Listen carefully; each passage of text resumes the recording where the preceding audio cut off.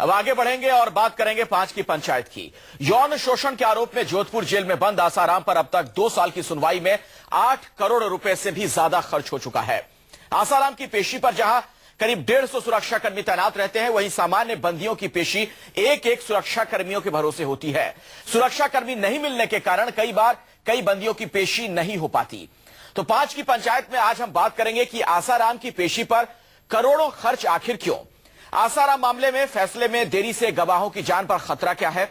समर्थकों की वजह से आसाराम केस में देरी हो रही है क्या? इन तमाम पहलुओं पर खास मेहमानों के साथ चर्चा होगी, लेकिन पहले आपको एक रिपोर्ट दिखाते हैं।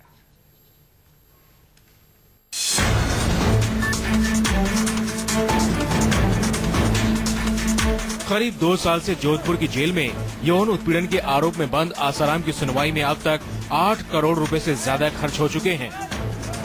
24 महीने की पेशियों पर लगे कुल 25,920 जवान। हर पेशी पर एक एडिशनल कमिश्नर, एक असिस्टेंट कमिश्नर की नियुक्ति होती है।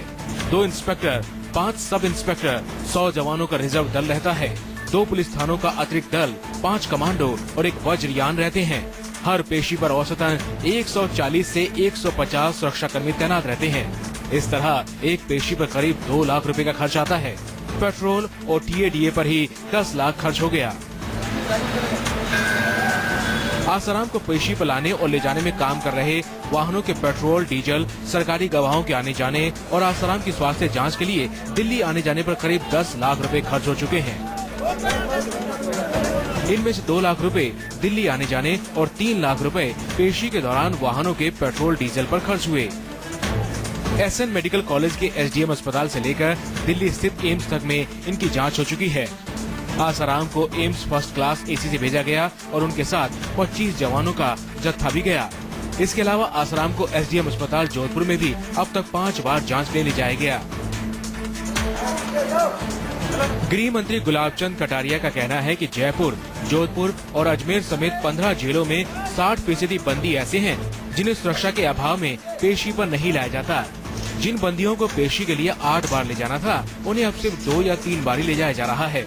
प्रदेश में 4,423 जेली ऐसे हैं जिनकी तीसरी पेशी आने पर भी कोर्ट में ट्रायल शुरू नहीं हो पाया है। उन्होंने कहा कि इसका असर कोर्ट के नतीजों पर पड़ रहा है। Bureau report, news 24। जी हाँ, एक बड़ा सवाल है कि जिस देश में सुरक्षा कर्मियों की कमी की वजह से कई बार बंदियों की पेशी नहीं हो पाती है, वहां एक शख्स के पीछे करोड़ों रुपए इस तरीके से लगाने का आखिर क्या मतलब है?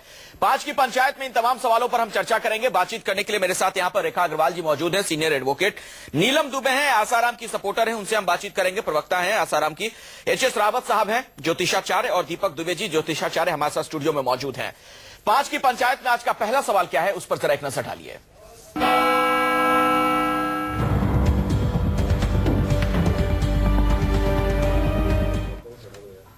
जी हाँ, तो करोड़ों रुपए क्यों फूके गए आसाराम के पीछे? हमारे साथ रेखा अग्रवाल जी हैं, उन्हीं से बातचीत की शुरुआत में करना चाहूंगा।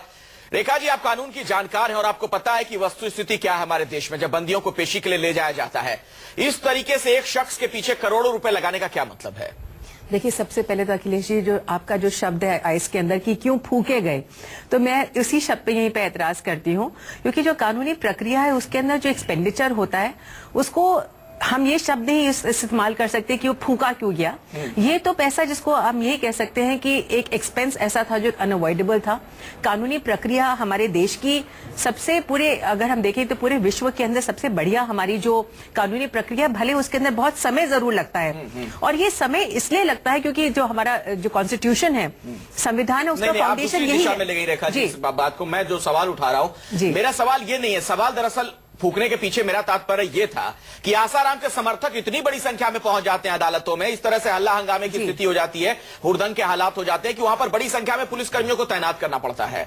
ये चीज तो अवॉइड कर सकते हैं ना आसाराम के जो समर्थक हैं? देखिए, आसाराम के समर्थक जो न्यूसेंस वहां पे अपनी उनकी वैल्यू से एक न्यूसेंस वैल्यू की है कि इतना हुड़दंग मचाए वहां पर कि किसी तरह से जो कानूनी प्रक्रिया है उसके अंदर रुकाव हो जाए और कोर्ट की हियरिंग ना हो पाए। ये एक न्यूसेंस अगर आसाराम या उनके सपोर्टर्स करते हैं तो उसके अंदर कानून कानून उस समय कुछ भी नहीं कर सकता एक्सेप्ट एक लॉ एंड ऑर्डर सिचुएशन को कायम रखने के लिए एक्सपेंडिचर करना एक अनअवॉइडेबल हो जाता है। ये बहुत दुख की बात है कि इस तरह के हालात क्रिएट करे जाते हैं कि यहाँ पर ये इस हर बार ऐसा होता है। नीलम दुबे जी, इस चीज को आप लोग क्यों नहीं अवॉइड कर सकती हैं? क्यों आखिर प्रशासन को इस तरह से मुस्तैद होना पड़ता है? बड़ी संख्या में वहां पर पुलिसकर्मियों की तैनाती करनी पड़ती है। मुझे तो हंसी आ रही है कि आपके आंकड़े कहां से आए। आप कह रहे हैं कि दिल्ली लाने के लिए आसाराम बापू पे 2 करोड़ 2 लाख का खर्चा हुआ। अगर मैं पूरी बोगी फर्स्ट एसी की, क्योंकि बाय ट्रेन आए थे वो, और एक सिंपल बाय टिकट को मत जोड़िए ना उसमें। पुरानी दिल्ली से जो जयपुर जाती है उस ट्रेन से अरे आंकड़े लाए कहां से? आपके आंकड़ों पे सवाल उठता है। नहीं ऐसा है ट्रेन से आने टिकट का खर्च नहीं होता। समझाइए थोड़ा, रेखा जी आप ही समझाइए। नीलम जी माफ करिए, सवाल में है। नीलम जी माफ करिए, मैं सवाल आता है 8 करोड़ का खर्चा आपने कहां से बना दिया? वो नीलम जी आ रहे हैं, बाय ट्रेन आ रहे हैं। अगर एक शख्स बाय ट्रेन आता है उसका 2 लाख का खर्चा कहां से आता है? कुछ नीलम जी सवाल यही है। समझिए कहां से आता है, समझा रही हैं।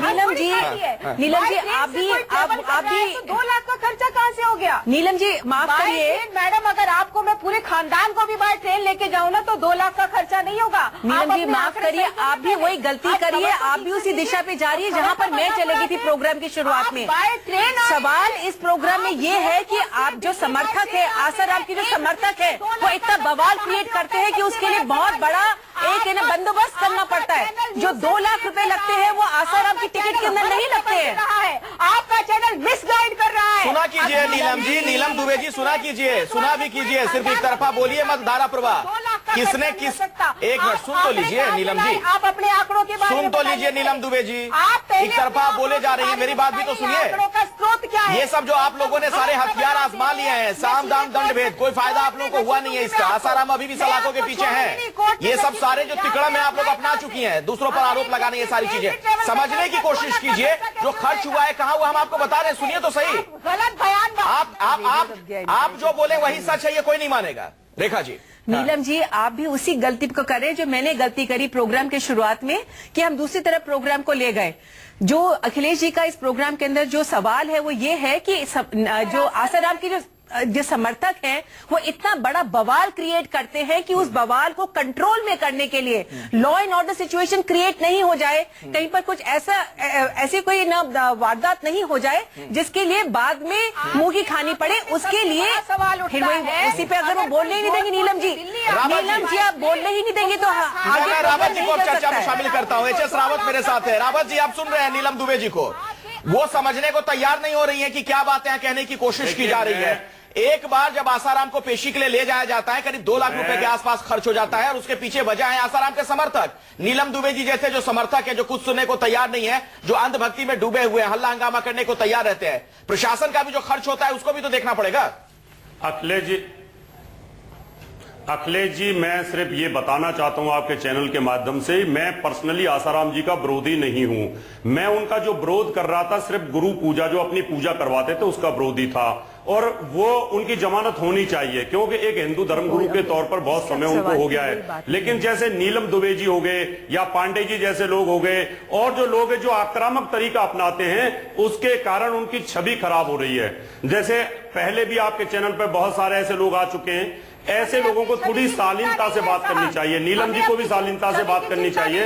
अगर आप शालीनता से बात करती हैं तो कम से कम ये लगेगा कि आप आसाराम जी, देखिए आंकड़े, नीलम जी आंकड़े की बात है, आप जो आंकड़े की बात कर रही हैं वो चैनल का अपना ही तरीका होता है। उस तरीके के ऊपर चैनल अपने आंकड़े लेकर के आता है। ये सरकारी आंकड़े हैं रावत साहब, ये सरकारी आंकड़े हैं, राजस्थान सरकार की तरफ से जो आंकड़े दिए गए हैं आंकड़े नहीं है, तुम झूठ सरकारी आंकड़े। और नीलम दुबे जी तो कह रही है कि उनको अपनी छवि की चिंता ही नहीं है, नहीं होती है।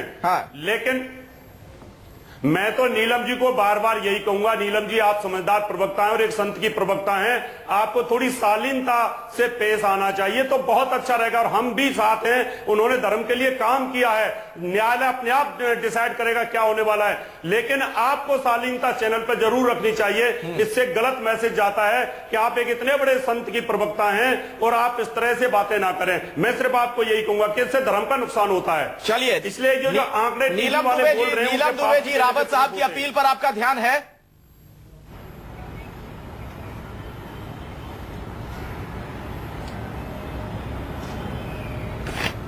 आप मुझे सुन पा रही हैं नीलम दुबे जी? शायद मेरी आवाज उन तक नहीं जा रही। जी जी, मेरी आवाज आ रही है आप तक? जी, रावत साहब आपसे ये कह रहे हैं, वो कह रहे हैं कि मैं भी आसाराम का समर्थक हूं, मेरी कुछ चीजों को लेकर, उनके साथ कुछ चीजों को लेकर विरोध है, लेकिन आप लोग बहस में शालीनता बरते हैं, आपसे वो अपील कर रहे हैं एच.एस. रावत भी। अगर वो समर्थक होते तो 2 साल तक बापू बिना कसूर के जेल में बैठे होते। मैं ऐसे समर्थकों को प्रणाम करती हूँ।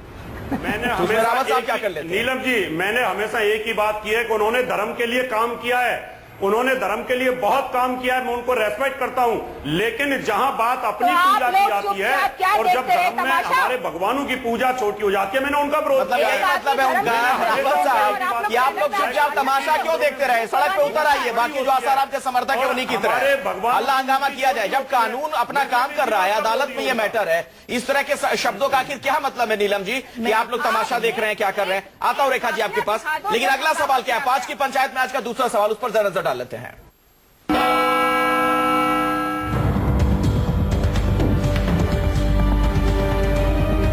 दीपक दुबे जी, आपसे इस सेगमेंट की अब शुरुआत करना चाहूंगा।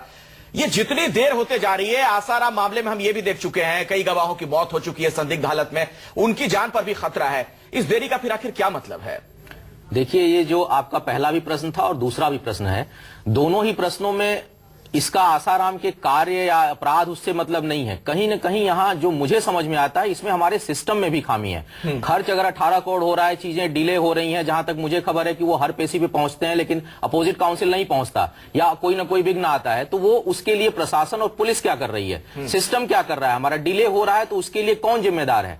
तो इस तरह से बहुत से ऐसी चीजें हैं। ऑब्वियसली भाई, जो फंसा हुआ है वह निकलने की कोशिश करेगा, वो सच्चा होगा तो भी, अपराधी होगा तो भी, तो वो अपनी जगह पर वो अपना प्रयास जरूर करेगा। नहीं, लेकिन एक सवाल है इसी में दीपक जी, एक सवाल है, अगर किसी पर कोई आरोप लगता है, ये पूरा मामला अदालत में है, तो आप अदालत पे यकीन करेंगे ना, भरोसा करेंगे कि आप वहां पर अपने घर वालों को, परिवार वालों को, समर्थकों को बड़ी संख्या में ले जाकर हल्ला हंगामा करेंगे, नारेबाजी करेंगे? नहीं, इसका क्या मतलब है? जो अगर इस तरह से चीजें अदालत में होने लगेंगी, हर आदमी अपने साथ ऐसे समर्थक लेकर पहुंचने लगेगा, फिर कैसे कामकाज होगा? जो धाराएं लगी हुई हैं, हाँ। और जिस तरह गवाहों का मर्डर हो रहा है, हत्या हो रही है, गवाह लापता हो रहे हैं, उससे तो बहुत बड़े प्रश्न उठते हैं, और वह सीधा सीधा संकेत देता है कि कहीं न कहीं इसकी पृष्ठभूमि में पीछे बहुत बड़े षड्यंत्र और बहुत सी चीजें शामिल हैं। तो इसके ऊपर तो ध्यान देना पड़ेगा, और कहीं कानून और सिस्टम को भी इसको स्ट्रांग करके और जल्दी से जल्दी इसमें सुनवाई करके इसका निपटारा करना चाहिए। नीलम दुबे जी, आपको क्या लगता है क्यों ये देरी हो रही है आखिर?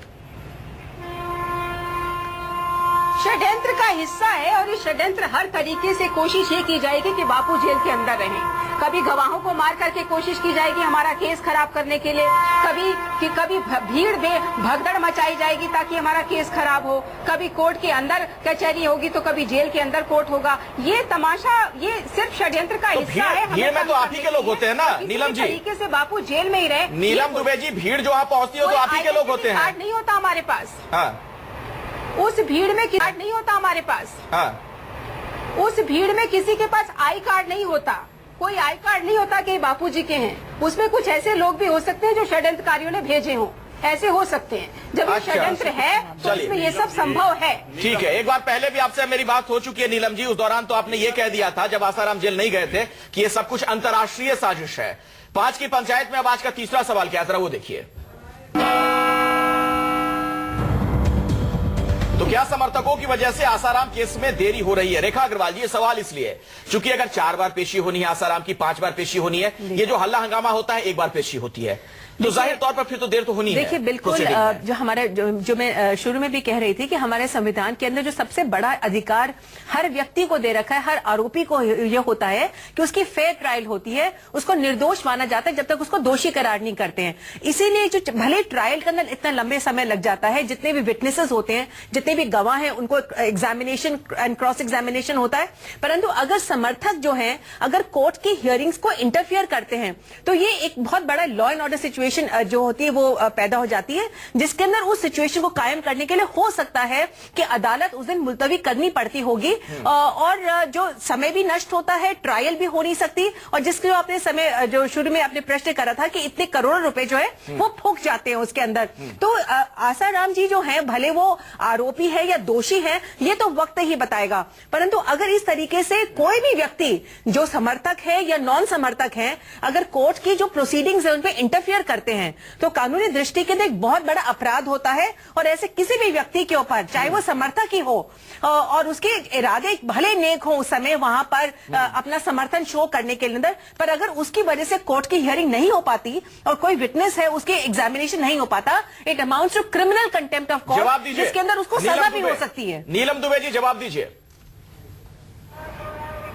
रेखा जी, मैं आपसे ये पूछना चाहती हूँ, मुझे जो जानकारी मिली है कोर्ट में और कुछ वकीलों से बात करके, उसमें यह है कि सुप्रीम कोर्ट में ऐसा कहा गया है कि जब तक दोष साबित नहीं हो जाता 18 महीने से ज्यादा किसी को जेल में नहीं रख सकते। नहीं, तो ये भी है। और बापू जी को तो 2 साल हो गया। नहीं नीलम जी, ऐसा कोई भी कानून नहीं है कि जब तक केस खत्म नहीं हो जाए, जब तक आरोपी को दोषी करार नहीं करा जाए, तब तक उसको जेल से रिहा करना पड़ेगा। हाँ, ये आपकी एक दलील हो सकती है। जब आप जमानत की एप्लीकेशन लगाते हैं, भले नीचे अदालत पे लगाएं, हाई कोर्ट पे लगाएं या सुप्रीम कोर्ट में, तब आप ये बता सकते हैं देखा जा रहा, देखिए हेल्थ कारणों से सेवाएं नहीं देखी जा रही, सब नजरअंदाज है। नीलम और जी, कई लोग ऐसे हैं जो साथ आदमियों को गाड़ी के नीचे कुचल देते हैं, वो फिल्मों में काम कर रहे होते हैं। किसी भी दो केसेस को कंपेयर नहीं कर सकती है। संभव है? किसी भी दो केसेस को कंपेयर नहीं कर सकती, भले वो किसी मर्डर का केस हो, भले वो बलात्कार का केस हो। एक ही है ना, कोई भी अदालत तो एक ही है। अदालत भले एक हो, पर जो धाराएं लगती हैं हर एक आरोपी के ऊपर अलग अलग रखी हैं। अगर आसाराम के ऊपर कोई भी धाराएं लग रखी है, यहाँ तक कि उनके ऊपर 376 धारा 376 बलात्कार की धारा लग रखी है, उसके लिए फास्ट ट्रैक कोर्ट्स भी हमारे देश के अंदर बने हैं। ट्रायल करने तो समय लगेगा। में बाहर आ गए हैं। एच.एस. रावत जी, आपने कहा तेजपाल को बेल मिल गई है इसी धारा में। एक मिनट, रावत साहब, रावत साहब, आपने कहा कि आप भी आसाराम के समर्थक हैं कुछ मायनों में। आप तो नहीं पहुंचते अदालत में, आप तो अदालत के बाहर नहीं पहुंचते हल्ला हंगामा करने के लिए। रावत जी, शायद उनसे संपर्क टूट गया हमारा। नीलम जी को जवाब दे दूं या फिर तरुण तेजपाल का उन्होंने जवाब दिया। अभी सवाल खड़ा किया था, तरुण तेजपाल के पास उतना ज्यादा जो है जो समर्थक उनके पीछे नहीं है, जो एक law and order situation create. समर्थकों को क्या जानबूझ के लाया जाता है दीपक दुबे जी? ऑर्डनरी आदमी है दीपक जी, आखिरी ये क्या है, इसके पीछे कोई प्लान है? बिल्कुल है, क्योंकि ये बचने का तरीका है। जितना लिंगर ऑन करें, डिले हो, जज बदल जाए, सिस्टम बदले, ताकि कहीं न कहीं से उसका लाभ मिले, इसलिए व्यवधान डालने का प्रयास किया जाता है। और यह ठीक नहीं है, न्याय संगत नहीं है। बल्कि इसको तो आगे बढ़ के कहना चाहिए कि नहीं, सब लोग रुको और इसका जल्द से जल्द फैसला है, ताकि मैं इससे निकल सकूं। चलिए नीलम जी, अगर आपका इस देश के कानून में, अदालतों में यकीन है, तो कम से कम इस तरह के हल्ले हंगामे ना कीजिए। जल्दी केस की सुनवाई हो, ये पता चल जाएगा कौन गुनहगार है। अगर आसाराम वाकई पाक साफ है तो बाहर आ जाएंगे। बहुत बहुत शुक्रिया।